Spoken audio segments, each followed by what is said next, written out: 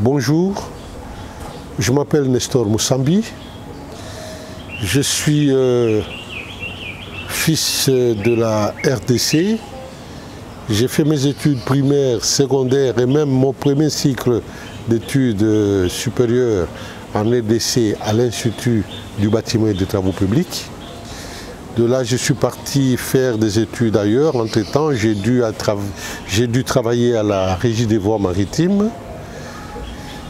Dans ma carrière internationale, j'ai travaillé dans plusieurs pays, notamment en Europe, en Belgique, en Espagne, en France, en Angleterre, en Hollande, au Danemark, ce qui fait que je parle couramment 5 langues européennes.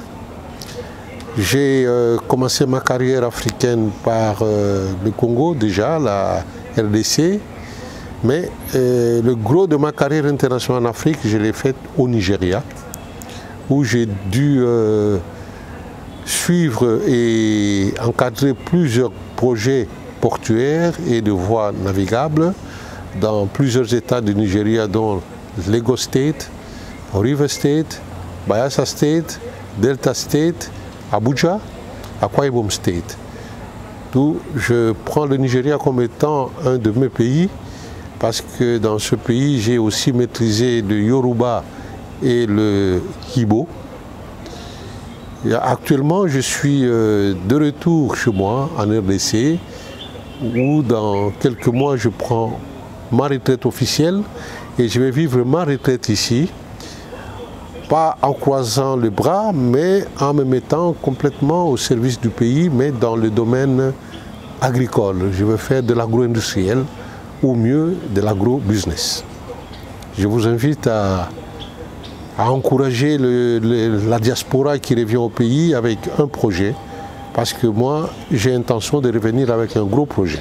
Je suis très content de vous dire que mon rêve d'enfance, c'est exactement celui qui s'est réalisé. Quand j'étais enfant, à Kikwit, on construisait une église, l'église Sainte-Marie à Kikwit, et je voyais tout le temps un Européen qui venait en culotte, chemise, il était en short, il montait au-dessus, c'était un conducteur de travaux. Quand j'ai vu ce monsieur, moi je me suis dit, moi aussi, je construirai de maisons. C'est de là qu'est née ma vocation de faire les études de bâtiment et de travaux publics. Mais quand je suis entré à l'INBTP, je me suis dit, bon, le bâtiment c'est général, les travaux publics c'est ce qu'on apprend, le génie civil, mais je me suis spécialisé en hydraulique et environnement. Et j'ai fait toute ma carrière dans l'hydraulique fluviale, dans les travaux hydrauliques et éventuellement dans les voies navigables. Donc je peux dire que mon rêve s'est réalisé. Le rêve de point de vue responsabilité, je me disais, quand j'ai embrassé la carrière BTP, je me suis dit, je dois devenir chef de projet. C'était ça mon rêve. Mais Dieu a donné plus, je suis allé plus loin. J'étais déjà chef de projet sur plusieurs projets au Nigeria, mais je suis allé jusqu'à devenir chef de projet. Donc je suis actuellement directeur résident. C'est-à-dire j'ai sous moi plusieurs chefs de projet dans ma zone. Les différentes étapes, le rêve ne se réalise pas aussi facilement. Il y a toujours un défi, un challenge. Le plus gros, pour ne pas être très long, c'est le fait que je suis parti d'une entreprise nationale, une entreprise parastatique, pour une entreprise internationale, mais qui n'est pas une entreprise congolaise.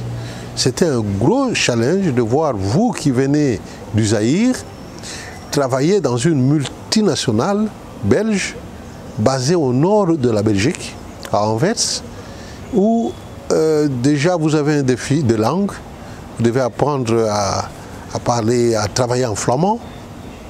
Et dans des pays autres que la Belgique ou ailleurs, vous devez apprendre à parler en anglais.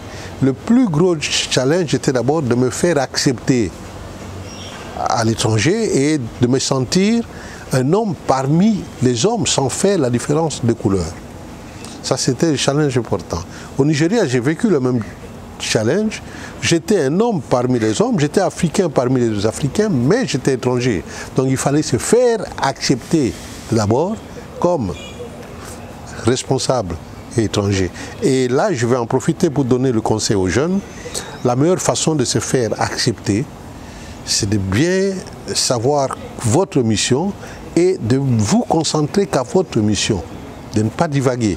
Et quand on se rend compte que vous êtes vraiment professionnel, et ça invite le respect. L'entrepreneuriat au Congo, déjà je peux dire que l'entrepreneuriat au Congo est naturel en principe, parce que quand vous voyez, vous passez, vous voyez des enfants qui vendent des trucs le long de la route, ce sont des entrepreneurs, mais pour ceux qui vont à l'école, comme nous avons été à l'école, aujourd'hui, quand vous posez la question à un étudiant, qu'est-ce que vous voulez devenir? Ils vont vous dire, ah oui, moi je veux devenir fonctionnaire. Donc, il faut que nous inculquions aux enfants la notion de l'entrepreneuriat. Il ne faut pas qu'on se limite au niveau fonctionnaire, parce que pour que l'économie du pays tourne, ce sont les privés, ce sont les entrepreneurs qui sont créateurs de richesses. Même le plus grand contributeur aux impôts, ce sont des entrepreneurs. Donc nous devons encourager ça, nous devons encourager les jeunes. C'est pourquoi tout jeune qui me dit je vais être fonctionnaire m'a dit non, essaye un peu de devenir ne fût-ce que fermier, c'est déjà un entrepreneur. Je me suis moi-même impliqué dans la formation des jeunes, pas pour le former en tant qu'entrepreneur, mais en tant que professionnel. Mais tout à l'heure là, je venais de dire que j'ai posé des questions aux étudiants qui sont en agronomie. Qu'est-ce qu'ils veulent devenir? Ils me disent que non, nous voulons devenir fonctionnaires au ministère de l'Agriculture. C'est-à-dire que notre système d'enseignement semble former des fonctionnaires au lieu de former les techniciens, les entrepreneurs, etc. Même quand ils ont fait une école technique supérieure comme moi, l'INBTP, ils préfèrent être dans des entreprises d'État. Le constat que j'ai fait, c'est celui-là, mais pour aller loin, je crois que pour être entrepreneur, il faut d'abord avoir un capital. Je crois que c'est le problème qui se pose à beaucoup de jeunes, mais je peux aussi ajouter que beaucoup sont déjà des entrepreneurs par eux-mêmes. Parce que vous verrez un jeune ingénieur qui se propose venir vous construire une maison, une clôture, etc. Donc ce sont déjà des entrepreneurs. Mais il faut viser loin, être entrepreneur à petite, moyenne et aller jusqu'à grande échelle. Mon conseil serait qu'ils réfléchissent bien. Un entrepreneur, c'est quelqu'un qui ne travaille pas pour perdre. Un entrepreneur travaille pour gagner de l'argent.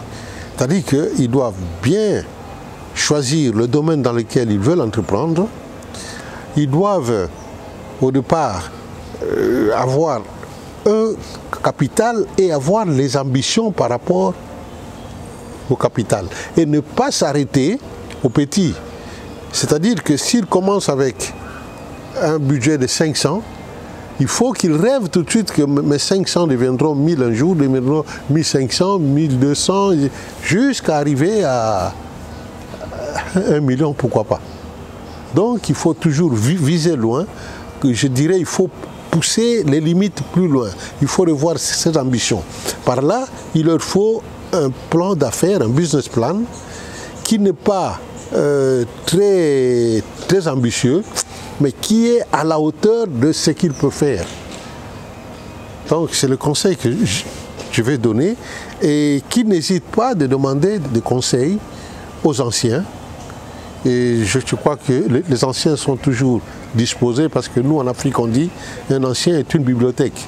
Donc qui n'hésitent pas, ils liront les livres qui sont dans la bibliothèque vivante, ils vont écouter, qu'ils prennent note, et à défaut, qui n'hésitent pas de demander de stage.